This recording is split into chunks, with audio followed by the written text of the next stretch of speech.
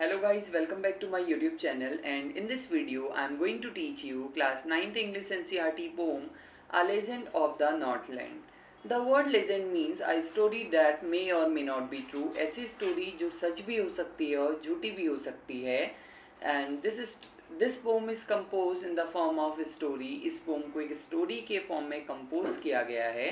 And the important character of this poem are first Saint Peter, who is the messenger of Jesus Christ. Jesus Christ has sent him in this world to deliver a religious message. Jesus Christ ने saint Peter को इस world में भेजा होता है एक religious message को deliver करने के लिए. And on the other hand there is a second character, an old lady who is very greedy, जो बहुत लालची है, सेल्फिश एंड स्टिंगी, बहुत कंजूस है. Let's read this pome line by line. Away, away in the northland where the hours of the day are few and the nights are so long in winter that they cannot sleep them through. Actually this poem is composed during winter season. इस poem को winter season में compose किया गया था. And the poetess is saying that, और जो poetess है वो क्या कहती है, away away in the Northland, कि नॉर्थलैंड में बहुत दूर कहीं एक जगह के बारे में वो बात कर रही है.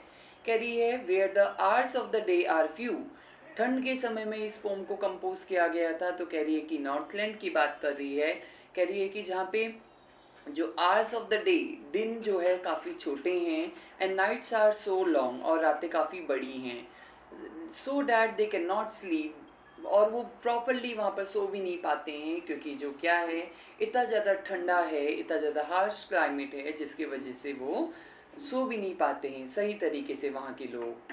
Where they harness the swift reindeers to the sledges when it snows, और वहाँ पर आपको पता होगा ये पोलर रीजन के आसपास की बात है. पोलर रीजन में हमेशा throughout the year there is snowfall over there, पूरे 12 के 12 महीने वहाँ पर क्या होता है, स्नोफॉल होते रहता है. तो वहाँ पे लोग क्या करते हैं, वहाँ पे ज़्यादा तो एनिमल्स नहीं होते हैं, जो रेंडियर्स होते हैं लोग उनको क्या करते हैं, उनको एक रोप से टाई करते हैं, और फिर उनसे क्या करते हैं, जो गुड्स और मटेरियल्स हैं उनको एक जगह से दूसरी जगह ट्रांसपोर्ट करवाते हैं.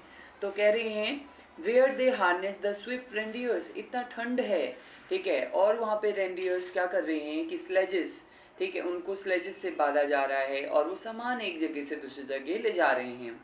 And the children look like bears cub and their funny furry clothes. और जब when children used to wear their furry clothes, और जब बच्चे क्या करते हैं वहाँ पर फर वाले कपड़े पहनते हैं, जैकेट्स वगैरह पहनते हैं, then they look like bears cub, और फिर वो भालू के बच्चे जैसे क्यूट दिखाई देने लगते हैं. They tell them a curious story, वो उन्हें एक क्यूरियस स्टोरी बताते हैं, बहुत ज़्यादा इंपॉर्टेंट स्टोरी बताते हैं. I don't believe this true, poet's कहती है कि मुझे नहीं पता कि ये जो स्टोरी है ये सच है या नहीं है. And yet you may learn a lesson if I tell the tale to you. Poetess कहती है I don't know this story is true और not, but if I will tell you this tale you will surely learn a lesson. अगर मैं तुम्हें ये tell, ये पूरी story बताती हूँ तो तुम जरूर इस स्टोरी से कोई ना कोई लेसन सीखोगे. नेक्स्ट कहते हैं once when the good Saint Peter lived in the world below and walked about it preaching just as he did, you know. कह रहे हैं कि एक बार जो गुड सेंट पीटर है वो इस वर्ल्ड में घूम रहा होता है.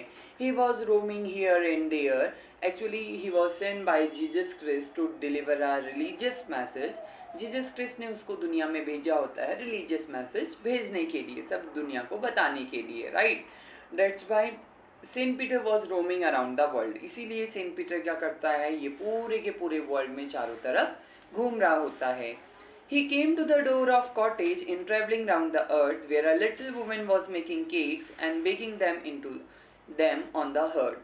अब वो क्या कहता है, he was very hungry and he was going to faint very soon. वो बहुत भूखा होता है, बहुत जल्द वो फेंट होने वाला होता है.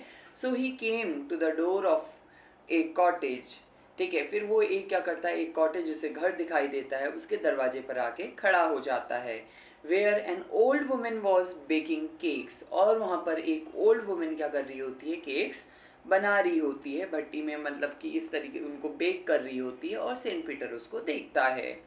and being faint was fast with fasting for the day was almost done. और लगभग पूरे एक दिन से वो पूरे वर्ल्ड में ट्रैवल करते हुए आ रहा है, घूमते हुए आ रहा है. He became hungry and he was going to faint very soon. वो बहुत भूखा है, ठीक है, फेंट होने वाला होता है क्योंकि पूरे दिन से उसने कुछ भी नहीं खाया होता है. He asked her from her store of cakes to give him a single one. Actually, an old lady had a big store of cakes. वो जो old lady थी उसके पास बहुत बड़ा store था cakes का. That's why Saint Peter asked her to give him a single piece of cake. इसीलिए saint Peter उससे बोलते हैं कि मुझे तुम एक सिंगल पीस केक दे दो, ठीक है, एक टुकड़ा केक का दे दो ताकि मेरी जो भूख है वो शांत हो जाए.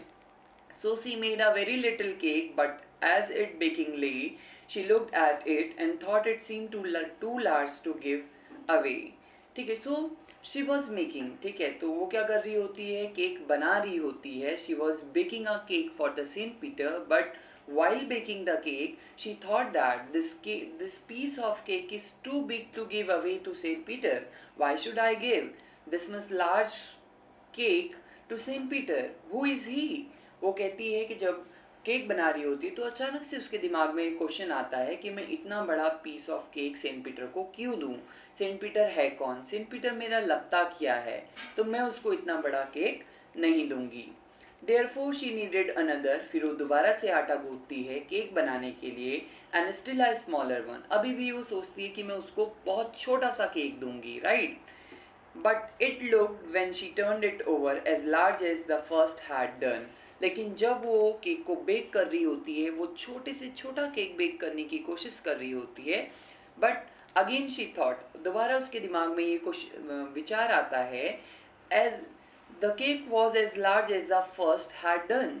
ये जो केक है काफ़ी बड़ा बन चुका है, जैसे फर्स्ट वाला केक था ना काफ़ी बड़ा था, वो उसको सेंट पीटर को नहीं दे पाई थी. उसी तरीके से वो कहती है कि ये केक काफ़ी बड़ा है और मैं इतना बड़ा केक सेंट पीटर को नहीं दे सकती. Then she took a tiny scrap of dough and rolled it flat. फिर वो थोड़ा सा आटा लेती है, एक डो लेती है और उसको रोल करते जाती है. Actually she was trying to make a thin cake. ठीक है, तो उसके लिए वो बहुत थिन केक बनाना चाहती है, तो इसीलिए वो डो को रोल करते जाती है and baked it thin as wafer. But she couldn't part with that. वो उसको बहुत पतला उसको बेक करने की कोशिश करती है, लेकिन फिर वो क्या करती है, उसको नहीं दे पाती है. लास्ट में वो उतना पतला केक बनाने के बाद भी सेंट पीटर को केक नहीं देती है. For she said my cakes that seem too small. वो क्या कहती है कि मेरे केक काफ़ी छोटे दिखते हैं. When I eat of them myself are ये too large to give away, so she put them on the shelf. तो वो कहती है कि मेरे केक दिखने में छोटे होते हैं लेकिन होते बहुत बड़े हैं. When I eat of them my self, जब मैं अपने आप से खाती हूँ तब जाके मुझे ये रियलाइज़ होता है कि सचमुच मैं काफ़ी बड़े केक्स बनाती हूँ. आर ये too large to give away. वो कह रही है कि these are very large cakes so I can not give away such cakes to saint Peter. मेरे केक्स काफ़ी बड़े हैं तो मैं सेंट पीटर को नहीं दे सकती इतने बड़े केक क्यों दूँ, ऐसा वो कहती है. Then she put them on the shelf. फिर वो सारे के सारे जितने केक्स उसने बेक किए होते हैं उनको शेल्फ में रख देती है. Then good saint Peter grow angry. Saint Peter काफ़ी गुस्सा हो जाता है. For he was hungry and faint. वो भूखा होता है, फेंट होने वाला होता है. And surely such a women was enough to provoke a saint. और वो क्या कर रही थी, बहुत ज़्यादा वो जो लेडी थी वो प्रोवोक कर रही थी सेंट पीटर को, उकसा रही थी. उसका जो एंगर था उसको और भी ज़्यादा बढ़ा रही थी. Because she was not ready to give him a single piece of cake. क्योंकि वो जो लेडी थी सेंट पीटर को एक पीस भी नहीं दे पा रही है केक का.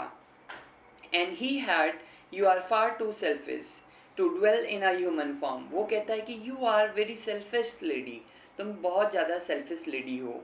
Who gave you this life of human being. तुम्हें ये ह्यूमन बींग की लाइफ किसने दी, ऐसा सेंट पीटर उससे कहता है. To have both food and shelter and fire to keep you warm. You are having everything. तुम्हारे पास सब कुछ है, ठीक है, तुम्हारे पास फूड है, शेल्टर है, फायर है, to keep yourself warm. But I don't have anything. मेरे पास कोई भी चीज़ नहीं है. How selfish you are. तुम कितनी मतलबी हो. Who gave you this life of human being. तुम्हें ह्यूमन बींग की लाइफ किसने दी, ऐसा सेंट पीटर उससे क्वेश्चन करता है. Now you shall build as the bird do, and shall get you your scanty food by boring and boring and boring all day in the hard dry wood. Saint Peter कहता है कि अब तुम्हें क्या बनना चाहिए, बर्ड बनना चाहिए, जहाँ पर तुम्हें, ठीक है, और बर्ड बनने के बाद जब तुम्हें बहुत स्केंटी फूड, बहुत कम खाना मिलेगा खाने के लिए, सरवाइव करने के लिए, then you will realise my pain, तब जाके तुम्हें ये जो मेरा पेन है रियलाइज होगा. तो सेंट पीटर कहता है after becoming a bird you will do a lot of hard work, ठीक है, for gaining your food. Saint Peter कहता है कि तुम एक बर्ड बनने के बाद बहुत ज़्यादा हार्डवर्क करोगी खाना पाने के लिए, और तुम्हारा जो पूरा डे होगा वो ड्राई वुड में ही स्पेंड हो जाएगा, तो तुम्हें खाना कैसे मिलेगा, ऐसा सेंट पीटर उससे कहता है.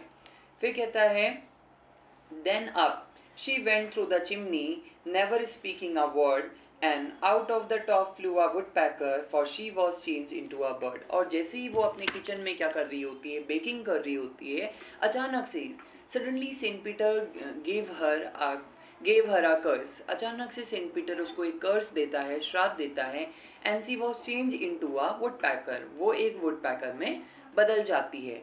Actually when she was baking, जब वो बेक कर रही होती है, she had worn a red colour cap, उसने एक रेड कलर कैप पहनी होती है. अचानक से सेंट पीटर जैसे उसको कर्स देता है, श्राप देता है, तो वो चिमनी के पाइप के अंदर चली जाती है.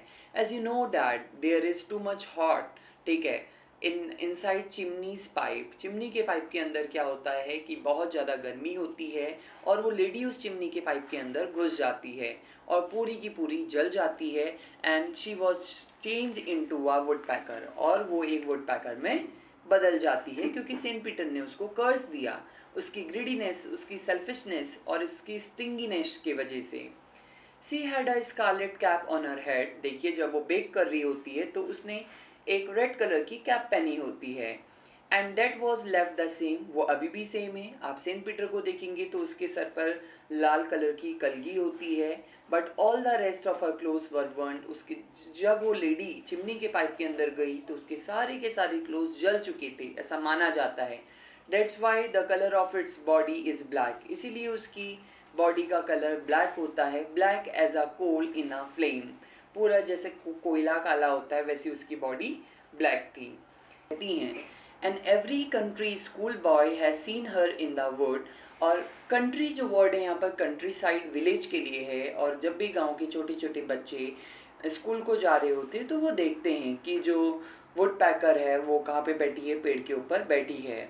Where she lives in the trees till this very day, और वो क्या करती है, पूरे दिन भर पेड़ पर बैठे रहती है वुड पैकर. ठीक है, वो वुड पैकर कौन है, वो ओल्ड लेडी है जिसने सेंट पीटर को केक नहीं दिया, क्योंकि सेंट पीटर ने उसको कर्स दिया था और वो वुड पैकर बन गई. तो बच्चे देख रहे हैं कि पूरे दिन भर उनके स्कूल जाते वक्त और आते वक्त वुड पैकर क्या है, अपना पूरा टाइम उस ट्री पे स्पेंड करती है, boring and boring for food. वो बहुत ज़्यादा स्ट्रगल करती है, क्योंकि वुड पैकर्स को क्या करना पड़ता है, वुड में होल करना पड़ता है, ड्रिल करना पड़ता है वुड को, उसके अंदर वो रहते हैं. ठीक है, and she was doing a lot of hard work for getting its food, और बहुत ज़्यादा हार्ड वर्क वो वुड पैकर कर रही होती है अपने खाने को पाने के लिए. So the lesson that we learn from this poem is that we should be very kind towards all. हमें हर किसी के towards क्या होना चाहिए, बहुत ज़्यादा kind होना चाहिए. I hope you understand it well. Please do like, share and subscribe my channel for more such contents.